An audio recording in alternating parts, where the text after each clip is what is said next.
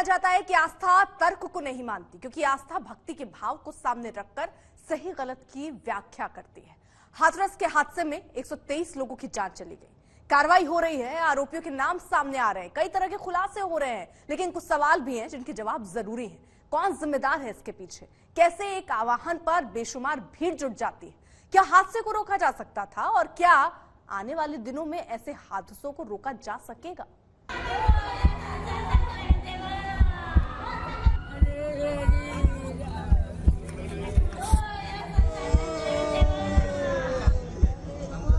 जिन लोगों की इस हादसे में जान गई है, मैं उनके प्रति अपनी संवेदना व्यक्त करता हूं। मैं सभी घायलों के जल्द से जल्द ठीक होने की कामना करता हूं। राज्य सरकार की देखरेख में प्रशासन राहत और बचाव कार्य में जुटा हुआ है। जो जानकारी सरकार के पास थी, उसके बावजूद भी सरकार को जो इंतजाम करना चाहिए था वो इंतजाम नहीं किया है। इस लापरवाही की वजह से जो जानें गई हैं, उसकी जिम्मेदार सरकार है। परिवार वालों से मेरी पर्सनल बात हुई, उन्होंने कहा कि प्रशासन की कमी है।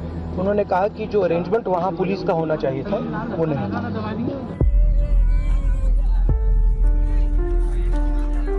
हाथरस का हादसा कई सवाल छोड़ गया है। हाथरस की त्रासदी कई जवाब चाहती है।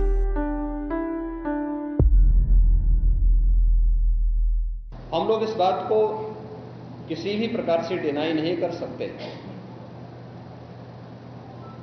इस प्रकार की घटना केवल एक हादसा नहीं होता। अगर हादसा भी है तो उसके पीछे कौन जिम्मेदार है, और अगर वह घटना घटित हुई है तो इसके पीछे हादसा नहीं तो साजिश किसकी है, कौन इसके पीछे है? इन सभी पहलुओं को लेकर के राज्य सरकार ने तय किया है कि हम इसका एक जुडिशियल इंक्वायरी भी करवाएंगे। गलती किसकी है? दो लोगों की, एक तो आयोजनकर्ता और दूसरे प्रशासन की। तो जिम्मेदार कहीं न कहीं से उत्तर प्रदेश सरकार और केंद्र सरकार है। बद इंतजामी की एक लहर उठी है और 121 श्रद्धालुओं को लील गई।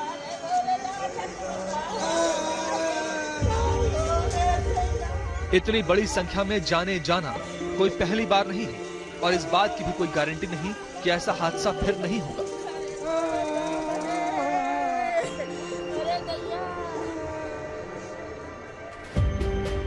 हाथरस में किसका सत्संग था? कौन आयोजक था? हादसा है या साजिश? इन सवालों से बड़ा सवाल यह है कि हादसे होते क्यों हैं? हर धर्म मजहब के अनुयायियों के कार्यक्रम में भीड़ ऐसे ही आती है। इसी तरह तय संख्या से ज्यादा भीड़ होती है। हादसे न हो इसके लिए क्या किया जाता है, ये बड़ा सवाल है। एक होते हैं ऋषि, एक होते हैं संत और एक होते हैं बाबा। आज ना संत हैं ना ऋषि हैं, बाबाओं की बाढ़ बहुत आ रही है। ना दीक्षित हैं ना शिक्षित हैं और ना किसी अखाड़े की परंपरा से जुड़े हो। कोई मर्यादा नहीं है उनके जीवन की, अमर्यादित जीवन है उनका। धार्मिक आयोजनों में भगदड़ से होने वाली मौतों का जिम्मेदार कौन है? थोड़ी थोड़ी जिम्मेदारी सबको लेनी चाहिए, क्योंकि इतना बड़ा ये दर्दनाक हादसा हुआ है कि लोग अपनी जिम्मेदारी से अगर बचना चाहें तो बच नहीं सकते और ना बचना चाहिए। ये हादसे ना हो उसके लिए सरकार को और प्रोग्राम्स के जो ऑर्गेनाइजर्स हैं उनको मिल बैठ के बात करनी चाहिए, जिसका अभाव मुझे दिखाई दे रहा है। हाथरस जैसी त्रासदियों के पीछे किसकी गलतियां हैं? सारा दोष जो है इसी का है, किसी का दोष नहीं है। हम कहते हैं आपने यज्ञ कराया, ठीक है, सत्संग कराया आपने, सत्संग भी यज्ञ होता है। तो मान लीजिए हमको टाइम नहीं है, तो आपने सत्संग दिलाया, 50,000 80,000 आदमी का आपने एस्टीमेट रखा, 5 लाख आ गए, 10 लाख आ गए, आप रुक जाते, सबसे मिल जाते तो किसी को भी नुकसान नहीं होता, कोई भी आदमी का हताहत नहीं होता। सभी आदमी आपके पीछे भाग रहे हैं, सबसे गलती थी उसी की। ऐसा साधु को तो फांसी होना चाहिए। निर्दोष लोगों की मौतों से क्या कोई सबक लेता है? जो व्यक्ति स्वयं को कहे कि मेरी पूजा करो, मेरी चरण लो, ऐसा व्यक्ति न कोई साधक हो सकता है, न साधु हो सकता है, टोटली ढोंगी हो सकता है, पाखंडी हो सकता है। इसके तरफ और कुछ नहीं हो सकता। क्या हाथरस जैसे हादसों को रोकने का कोई तरीका नहीं? जिस टाइम पुलिस ने जो परमिशन दी या एसडीएम ने परमिशन दी, उनको चाहिए था स्टेट डिजास्टर रेस्पॉन्स उनके पास है यूपी में, काफी अच्छी मात्रा में लोग हैं, उनको क्यों नहीं लगाया मेरी समझ में ये नहीं आ रहा है। वो लोग ट्रेंड होते हैं, जब कभी ऐसे हादसे होते हैं, स्टैम्पेड होती है, भगदड़ मचती है, तो उसके अंदर वो लोग जो है सीपीआर देना जानते हैं। पब्लिक को अगर वो सीपीआर देते, कायदे से रेस्क्यू करके निकालते, तो ये जो 121 लोगों की डेथ हुई है, मैं समझता हूँ ये बहुत कम हो जाती, क्योंकि टाइमली उनको ऑक्सीजन का इंटेक मिल जाता और ये हो जाता। श्रद्धा पर सवाल नहीं उठाए जा सकते, लेकिन कार्यक्रम कैसे होता है, अनुमति कौन देता है, व्यवस्था कौन देखता है, शासन प्रशासन का क्या कर्तव्य होता है, हादसे क्यों होते हैं, किसकी गलती से होते हैं, इन सवालों के जवाब जरूरी है ताकि टल सके मौत का ऐसा मातम।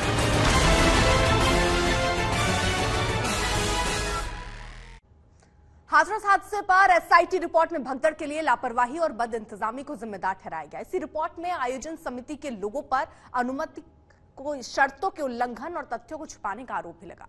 अब पूरे मामले पर राजनीति भी खूब हो रही है। हर दिन एक नई कहानी सामने आ रही है। बस संगत को इस दुख की घड़ी से उबरने की शक्ति दें। सभी शासन एवं प्रशासन पर भरोसा बनाए रखें। हमें विश्वास है जो भी उपद्रवकारी हैं वो बख्शे नहीं जाएंगे। बाबा जिनकी तरफ सारी उंगलियां उठ रही हैं, वो खुद कार्रवाई की मांग कर रहे हैं, उपद्रवियों को ना छोड़ने की अपील कर रहे हैं, लेकिन हादसे के बाद वो मौके से भाग क्यों गए? अपने भक्तों को मारने के लिए तड़पता असहाय अवस्था में क्यों छोड़ गए? वो जिन उपद्रवियों की बात कर रहे हैं वो कौन है? जब आप इतना बड़ा आयोजन करते हैं, इतनी बड़ी तादाद में लोग आपके भरोसे यहाँ पर आ जाते हैं, तो समुचित व्यवस्था क्यों नहीं की जाती? बाबा से सवाल है, सवाल पुलिस प्रशासन से है। आपने अनुमति दी, अनुमति के बगैर अगर इतनी बड़ी तादाद में लोग यहाँ पर आ जाते हैं तो फिर जिम्मेदारी और जवाबदेही आपकी है और इसको सुनिश्चित किया जाना चाहिए ही। और जो आयोजक हैं और जो बाबा है, अगर उसके खिलाफ कड़ी कार्रवाई नहीं होती है तब तक इंसाफ नहीं माना जाएगा, क्योंकि 100 से ज्यादा लोगों ने एक सत्संग के आयोजन के दौरान अपनी जान गंवा दी और जहां पर सत्संग हो रहा था वो शमशान में तब्दील होता हुआ चला गया। 123 भक्तों की मौत के 4 दिन बाद बाबा वीडियो के जरिए सामने आए। लुका छुपी के बाद बाबा के सेवादार देव प्रकाश भी पुलिस की गिरफ्त में आ चुके हैं। सवाल ये है कि क्या 123 लोगों की मौत का सच सामने आ पाएगा? हाथरस प्रकरण में जो एफआईआर में नामजद किए थे देव प्रकाश मधुकर, जिसे मुख्य आयोजक कहा गया था, हमने पुलिस को, एसआईटी को और एसटीएफ को यहां दिल्ली से उनके सामने, क्योंकि इलाज करा रहे थे, बुला के सरेंडर कर दिया है।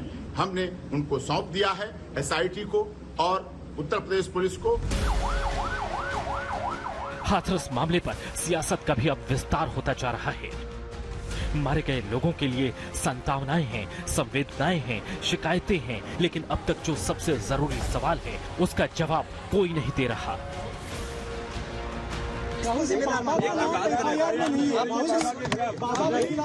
परिवार वालों से आपकी बात हुई, उन्होंने क्या कुछ कहा? किसको दोषी मानते हैं? जी देखिए, परिवार वालों से मेरी पर्सनल बात हुई, उनके परिवार के बारे में। बाबा के ऊपर मुकदमा नहीं लिखा गया। देखिए, आप उस बहस को और मत छेड़िए। मुख्यमंत्री योगी आदित्यनाथ कार्रवाई का भरोसा दिला रहे हैं। राजनीतिक गलियारों में साजिश, षड्यंत्र जैसी बातें भी उठ रही हैं, लेकिन बाबा की बात छिड़ते ही राजनीति का अलग रंग भी दिख रहा है। कहा तो यही जा रहा है कि उनकी रज लेने भागे, वो निकल गए थे। हादसा तो बाद में हुआ है ना, अब देखो पता चले। उन्हीं ने कहा कि मेरी चरणों की रज लो। नहीं, मुझे नहीं लगता ऐसा वो कहते होंगे। कोई बाबा नहीं कहता कि मेरी, कोई बाबा कहेगा कि मेरे चरणों की रज लो। ये तो हम लोग इतने धार्मिक हैं, इतनी आस्था है हमारी कि हमें लगता है कि हम इनकी रज लें तो शायद हमारा ये कष्ट दूर हो जाए, हमारी ये समस्या समाप्त हो जाए। हादसा है, ये कोई डिजाइन या किसी के द्वारा साजिश का रास्ता नहीं, जैसा कुछ लोग कहने लगे। कार्रवाई हो रही है, लेकिन हादसे के पीछे कौन है, ये अब भी बड़ा सवाल है। यूपी सरकार को मौतों के पीछे साजिश दिखाई दे रही है। यह हर व्यक्ति जानता है कि सज्जन के फोटो किसके साथ में है, उनके राजनीतिक संबंध किन के साथ जुड़े हुए हैं। तो स्वाभाविक रूप से आप लोगों ने इस बात को देखा होगा कि पिछले दिनों रैलियों के दौरान इस प्रकार की भगदड़ कहां मचती थी और कौन इसके पीछे थे। और मुझे लगता है उसके तह में जाना आवश्यक है। जो लोग निर्दोष लोगों के जीवन के साथ खिलवाड़ करते हैं और उनकी जवाबदेही भी इसके साथ तय होगी। विपक्ष से हादसा करार देने में जुटा है। बीएसपी प्रमुख मायावती ने मुखर होकर बाबा पर कार्रवाई की मांग की है। बाबा के मुख्य सिपहसालार देवप्रकाश पुलिस की गिरफ्त में है और शुरुआती 3 दिनों में 6 लोगों को गिरफ्तार कर लिया गया था। ये सभी वो लोग हैं जो आयोजन समिति से जुड़े हैं और लोगों को मरता हुआ छोड़कर भाग गए थे, जबकि इनकी जिम्मेदारी व्यवस्था की थी। बाबा सूरजपाल के नाम पर लेकिन एक सन्नाटा बना हुआ है, क्योंकि बाबा की भूमिका पर सियासी खामोशी छाई हुई है। सवाल पॉलिटिकल कनेक्शन का है या आने वाले दिनों में 10 सीटों पर होने वाले उपचुनावों का। हाथरस कांड के असली गुनहगारों को सजा कब मिलेगी, ये सवाल दिनों दिन बड़ा होता जा रहा है।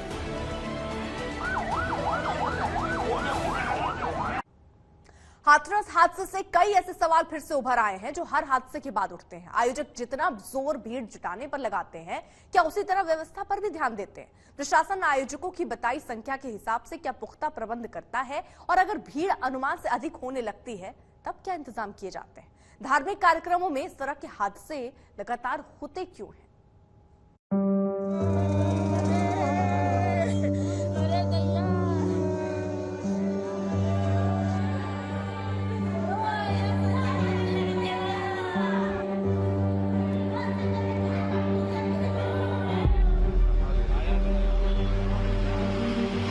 हाथरस बस एक और कड़ी है धार्मिक आयोजन में भगदड़ से हुई मौतों की श्रृंखला की। हादसा हो गया, 121 लोग मर गए। सवाल उठता है कि धार्मिक आयोजनों में अक्सर भगदड़ क्यों होती है? धार्मिक आयोजनों में भगदड़ से अक्सर मौतें क्यों होती हैं?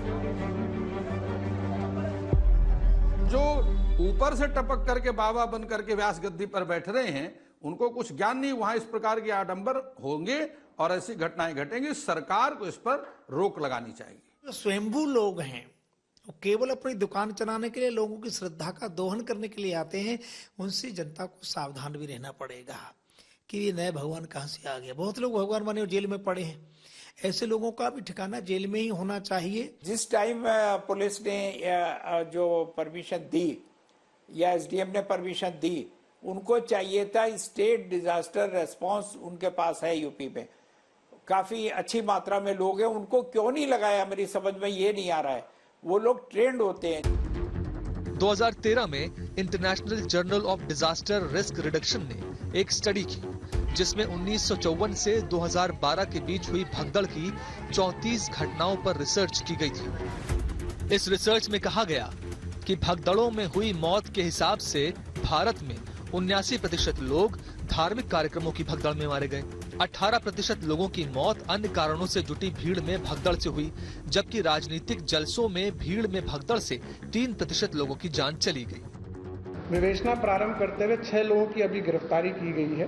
तो इनके द्वारा बताया गया कि ये सभी लोग आयोजन समिति मेंबर्स हैं और पूर्व में इनके द्वारा कई आयोजनों के अंदर भी पार्टिसिपेट किया गया है। ये मुख्यतः सेवादार के रूप में कार्य करते हैं और आयोजक और इनकी सत्संग कमेटी में भीड़ इकट्ठा करना, चंदा इकट्ठा करना, इन सब चीज़ों का सहयोग प्रदान करते हैं। साथ ही साथ वहाँ पर जो देखा गया कि बैरिकेडिंग द्वारा भीड़ नियंत्रण करना, श्रद्धालु हेतु पंडाल की व्यवस्था करना, वाहनों की पार्किंग की व्यवस्था करना, कार्यक्रम स्थल पर खड़ंजा, बिजली की आपूर्ति, जनरेटर, सफाई व्यवस्था इत्यादि इन लोगों का कहना है कि हम लोगों के द्वारा कराई जाती है। एनसीआरबी की रिपोर्ट के अनुसार 2000 से अब तक 2000 लोग भयानक भगदड़ के कारण मौत के मुंह में समा गए। भगदड़ से हुई मौतों को अगर देखा जाए तो कई कारण समझ में आते हैं।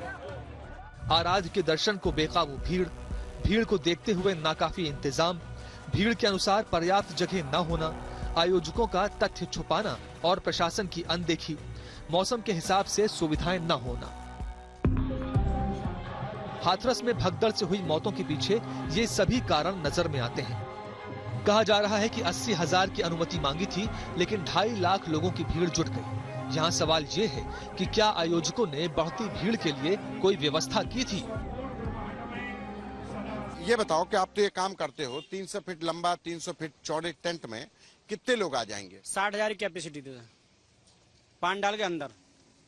पांडाल ही 60,000 का? हाँ, 60,000 पांडाल मतलब बैठ जाते। 60,000 लोग आ सकते थे, लेकिन आए कितने उस दिन? आप लोग तो यहाँ पे इंतजाम में होंगे ना यहाँ पे? हाँ बिल्कुल थे सर। ऐसा है 60,000 तो अंदर थे पांडाल में, और बाकी मतलब बारिश की वजह से थोड़े बेगरे बैठे। बाको अनुमान तो मैं ना मतलब 50,000 हो चाहे 1 लाख हो, ओवर भाई कुछ न पते। क्या प्रशासन की तरफ अनुमानित भीड़ को देखते हुए पुख्ता प्रबंध किए गए थे? अनियंत्रित जब भीड़ हो जाती है, जो गैदरिंग होती है, 2 तरीके की गैदरिंग होती है। एक होती है सोशल गैदरिंग जो कंट्रोल्ड होती है, डिसिप्लिन्ड होती है, बैठी होती है। एक होती है अनियंत्रित, वो हैप्पैज़र्ड मैनर में कहीं भी इकट्ठे हो जाते हैं, कुछ भी करते हैं, और वहां पर क्या है, कोई भी अफवाह फैल जाए तो उसके अंदर जो है लोग अपनी जान बचाने के लिए भागते हैं। उस टाइम वो ये नहीं देखते ये मेरे परिवार के हैं, छोटे बड़े, बस वो अपनी जान बचाने के लिए भागते हैं। आने जाने के रास्ते, भीड़ के निकास के प्रबंध, बैठने की व्यवस्था, वॉलंटियर्स की उचित संख्या, ये कुछ ऐसे बुनियादी सवाल हैं जो हाथरस हादसे के बाद भी उठे हैं। अगर समय रहते इन सवालों की गंभीरता को समझा होता तो शायद हादसा टल भी सकता था। धार्मिक आयोजनों के लिए आयोजकों की तरफ से एक आह्वान होता है और हजारों लाखों लोगों की भीड़ इकट्ठा हो जाती है। क्या कारण है कि लोगों के मन में इतनी दीवार? मौत के मंजर सामने होते हुए भी इस तरह के विश्वास की वजह क्या होती है? बहुत गूढ़ कारण है कि इन बाबाओं के दरबार में इतनी भीड़ क्यों होती है, और ये एक मेडिकल रहस्य है। बेसिकली हमारे मेडिकल में कुछ बीमारियां होती हैं जो ऑटो रिमिशन में जाती हैं। ऐसी बीमारियां होती हैं जो एपिसोडिक होती हैं, और इन बीमारियों से अगर कोई मरीज ग्रस्त है और वो बाबा के यहाँ पहुँचता है और उसको आशीर्वाद मिलता है और वो घर आता है और एपिसोडिक बीमारी थी, एपिसोड खत्म हुआ, बीमारी ठीक हो गई, भक्त सोचेगा हम बाबा जी के यहाँ गए थे इसलिए ठीक हो गए। कुछ बीमारियां होती हैं जो ऑटो रिमिशन में जाती है, खुद ठीक हो जाती हैं। मरीज गया, बाबा जी ने गुलाब का फूल दिया, किसी को गेंदे का फूल दिया, किसी को चरणों की धूल दी, और मरीज ठीक हो गया, ऑटो रिमिशन में चला गया। वो बड़ा खुश हो गया कि बाबा जी के धूलों से हम ठीक हो गए। और थर्ड सबसे इम्पॉर्टेंट बात है प्लेसिबो इफेक्ट। ऐसा हमारे मेडिकल साइंस और रिसर्च में देखा जाता है कि 100 में से लगभग 23%, 23% लोगों को अगर हम न्यूट्रल, चौक, कैल्शियम कार्बोनेट, ऐसी चीजें जो मेडिसिनल वैल्यू जिनकी 0 है वो भी दे दें, और अगर एक डॉक्टर बोलेगा कि आपका दर्द खत्म हो जाएगा या आप ठीक हो जाओगे, तो कुछ समय के लिए वो मरीज बेहतर हो जाता है। इसको प्लेसिबो इफेक्ट कहते हैं। तो कई बार जब ये बाबाओं का बड़ा नाम हो जाता है और इनके पास लोग जाते हैं और ये कोई चीज उनको दे देते हैं, भस्म या कुछ, और कहते हैं कि आप ठीक हो जाओगे, तो वो प्लेसिबो इफेक्ट होता है। हैरानी की बात यह है कि हाथरस में जिनके साथ हादसा हुआ या जो लोग हादसे में बच गए, तमाम तकलीफों के बावजूद उनकी आस्था पर हादसे का असर नहीं दिखता। यहाँ आदर्श आत्माएं आती हैं। जब प्रभु का सत्य का साथ होता है तो वो खुद जागृत करती हैं कि ये प्रभु साकार में हैं, निराकार में भी यही है, साकार में भी यही है। अवतार मानते हैं बाबा को? हम तो परम सत्ता मानते हैं कि एक विशेष परम सत्ता है, साकार रूप में प्रकट है। ये प्रकट हुए? हाँ, पैदा नहीं हुए? पैदा नहीं हुए, प्रकट लिया, शरीर धारण किया है परम सत्ता ने। कभी कृष्ण के रूप में, कभी शिव जी के रूप में, कभी हनुमान के रूप में, कभी राम के रूप में, और मैंने कहीं साईं बाबा के रूप में, कहीं निराकार के रूप में मैंने साक्षात मैंने दर्शन किए हैं। भयानक हादसे समय समय पर होते रहते हैं, लेकिन इससे न तो धार्मिक आयोजनों में कमी आती है और न ही जुटने वाली भीड़ की संख्या में। जब संत लोग भ्रांति में पड़ गए तो आम जनता तो भगवान समझती ही है। इनका नारा भी लगता है कि शंकराचार्य भगवान पधार रहे हैं। कुकुरमुते के तरह बाबा इतने आ गए हैं कि जनता को समझ ही नहीं आ रहा कि कौन बाबा सत्य है और कौन बाबा असत्य है। भगवान खुद कभी नहीं कहता मैं भगवान हूं, और जो ये कहता है कि मैं भगवान हूं तो वहां सवालिया निशान उठता है। यदि दुनिया का कोई भी धर्मगुरु ये कहता है कि मैं भगवान हूं, मैं भगवान का अवतार हूं, तो वो झूठ बोल रहा है, वो फ्रॉड कर रहा है। ऐसे लोगों के खिलाफ केस दर्ज होना चाहिए। कई ऐसे उदाहरण भी सामने आते हैं जब कानूनी कार्रवाई धर्मगुरुओं पर हुई तो अराजकता की स्थिति बनी। भक्तों ने अपने गुरु या आराध्य को सर्वोपरि माना। जो व्यक्ति स्वयं को कहे कि मेरी पूजा करो, मेरी चरण लो, ऐसा व्यक्ति न कोई साधक हो सकता है, न साधु हो सकता है, टोटली ढोंगी हो सकता है, पाखंडी हो सकता है। इसके अतिरिक्त और कुछ नहीं हो सकता।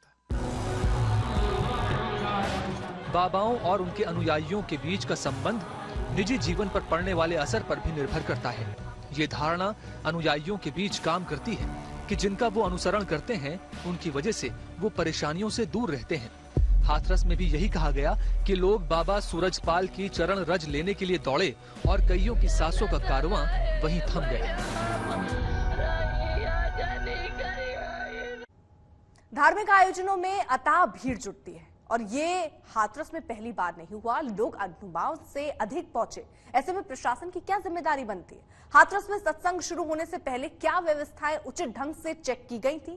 क्या सिस्टम ऐसे हादसों को रोकने में सक्षम है?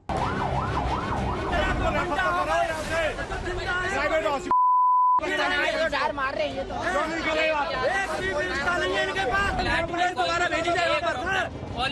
एक डॉक्टर थे 2 घंटे में कैच के लाया।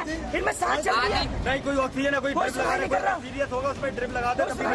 पुलिस प्रशासन ने एक रोड जो बंद था, जाम लगा हुआ था रात 11 बजे से, वो जाम खुलवाया पुलिस प्रशासन ने और उसकी वजह से ये दुर्घटना हुई।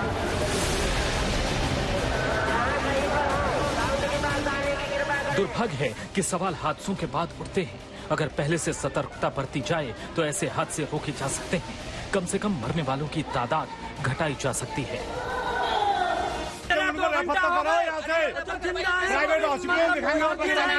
मार रहे हैं जिम्मेवारी के हिसाब से ये इतना कर हुआ है।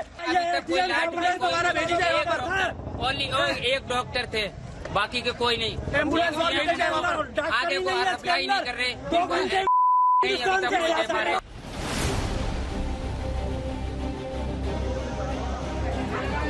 हाथरस हादसे के बाद लगातार लोगों की चीख पुकार में अस्पतालों की कमी, इलाज के लिए संसाधनों की कमी, देखभाल की कमी का मातम सुनाई देता रहा।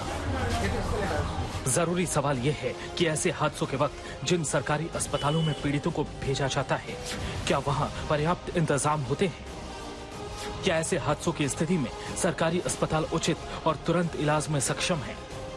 हमारी मांग ये है कि देखिए, जैसे कि अभी यहाँ पर 70% लोग मरा है ना, उसमें इसके हॉस्पिटल के खिलाफ FIR होनी चाहिए। 1.5 घंटा हादसे को हो गया, अभी का कोई सीनियर ऑफिसर यहाँ पे मौजूद नहीं है, न कोई सीनियर डॉक्टर यहाँ पे। CMO साहब अभी तक आए नहीं है, कोई सुनने वाला नहीं है, कोई रेफर करने वाला नहीं है। चौपर पर आ जा।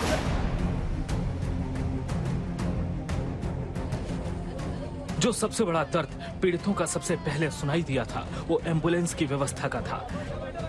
क्या इतनी बड़ी संख्या में जुटी भीड़ के लिए एम्बुलेंस की व्यवस्था थी?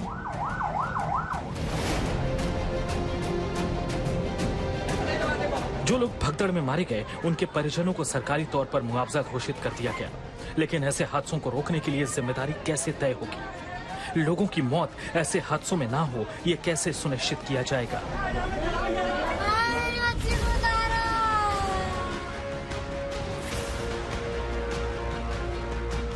हाथरस हादसे की जांच चल रही है और प्रशासनिक जिम्मेदारियां भी सवालों के कटघरे में है। भीड़ अनुमान से अधिक आई, उसके लिए प्रशासनिक तौर पर क्या व्यवस्था की गई? क्या लोगों के आने जाने का उचित प्रबंध किया गया था? क्या पर्याप्त संख्या में सुरक्षा की दृष्टि से पुलिस का इंतजाम किया गया था? क्या मेडिकल सुविधाएं पर्याप्त थीं? भगदड़ मची। उसके बाद हालात जितने भयावह हो गए उसको शब्दों में बयां कर पाना काफी ज्यादा मुश्किल है। सवाल बड़ा आयोजकों को लेकर खड़ा हो रहा है, सवाल उस बाबा को लेकर जिसने इतनी बड़ी भीड़ तो इकट्ठा कर ली लेकिन उनको सुरक्षा मुहैया कराने में पूरी तरह से नाकाम साबित रहा। सवाल हाथरस की पुलिस और प्रशासन को लेकर आपकी आंखों के सामने। हाथरस में अगर इतना बड़ा आयोजन हो रहा है तो यहाँ पर कुछ पुलिस कर्मियों की मौजूदगी कराकर आपने सिर्फ और सिर्फ अपना पल्ला झाड़ने की कोशिश की है। इन तमाम लोगों की सुरक्षा को, उनकी जान को बचाने के लिए वो इंतजाम क्यों नहीं किए, जिसके कारण आज न जाने कितनी गोदें सुनी हो गई हैं। अगर कार्यक्रम शुरू होने से पहले सारे इंतजाम प्रशासनिक स्तर पर चेक किए गए होते तो वो हादसे के समय दिखे क्यों नहीं? और अगर बिना चेक किए इतना बड़ा आयोजन होने दिया गया तो ये जिम्मेदारी किसकी हुई? आयोजक और सेवादार भाग गए तो कैसे भाग गए? क्या इतना बड़ा आयोजन भगवान भरोसे था? सवाल उठते हर बार हैं लेकिन जवाब नहीं मिलते।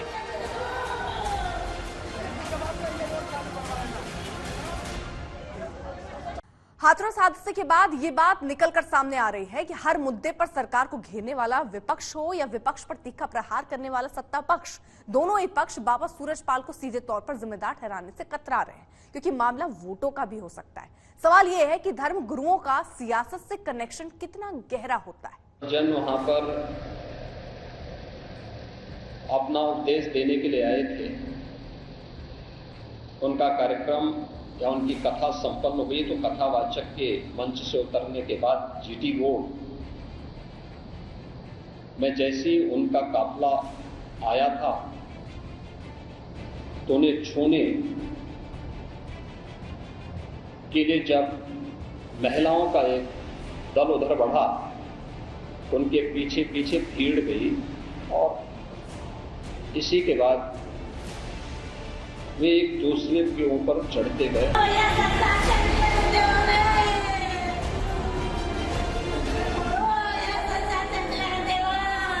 अब एक बिट्टू है वो गोदी ला जाते हैं, उसको हाथ पकड़ जाते हैं, भैया बहन नहीं दो तब को ले तब बच्चा नीचे आएगी, हम नीचे आएंगे।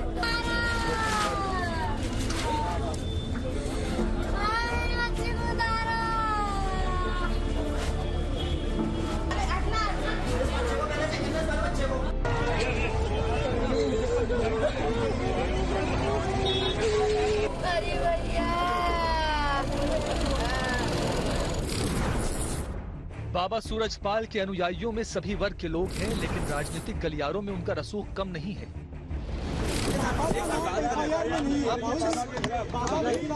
परिवार वालों से आपकी बात हुई, उन्होंने क्या कुछ कहा, किसको दोषी मानते हैं? देखिए, परिवार वालों से मेरी पर्सनल बात हुई, उनके परिवार के बारे में। बाबा के ऊपर मुकदमा नहीं लिखा गया। देखिए,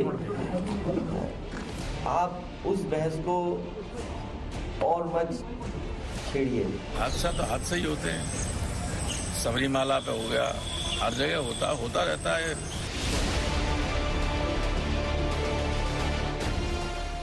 बात सिर्फ एक पार्टी की नहीं है, सूरजपाल के सभी पार्टियों में अच्छे कनेक्शन हैं।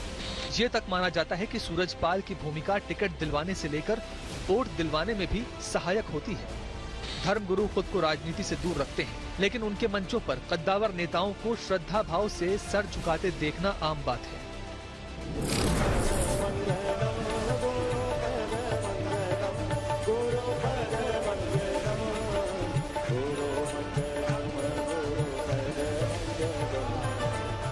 कभी मुलायम सिंह यादव को इटावा के बाबा जय गुरुदेव को मानते देखा जाता था। लालू प्रसाद यादव को मिर्जापुर के पगला बाबा का अनन्य भक्त माना जाता था। पूर्व प्रधानमंत्री इंदिरा गांधी धीरेन्द्र ब्रह्मचारी को काफी वरीयता देती थी। पूर्व प्रधानमंत्री नरसिम्हा राव तांत्रिक चंद्रा स्वामी को गुरु मानते थे। धार्मिक व्यक्तित्व और राजनीतिक हस्तियों का तालमेल दोनों के लिए फायदेमंद होता है।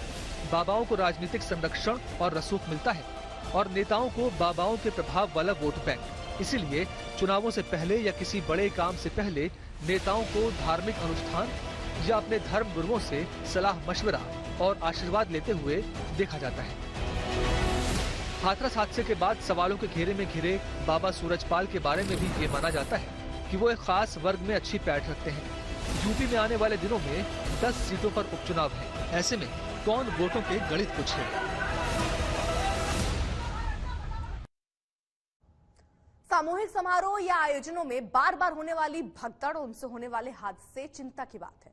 इन हादसों की सबसे दुखद बात यह होती है कि अधिकतर ये प्राकृतिक नहीं बल्कि मानव निर्मित संकट होते हैं। सवाल यह है कि इन्हें कैसे रोका जा सकता है।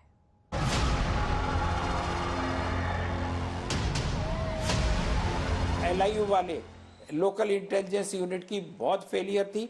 उन लोगों को भी इस चीज को आगे बढ़ाना चाहिए था कि भाई इतनी 2-2.5 लाख आदमी आने वाले, उन पर सब न्यूज होती है, चारों तरफ से होती है।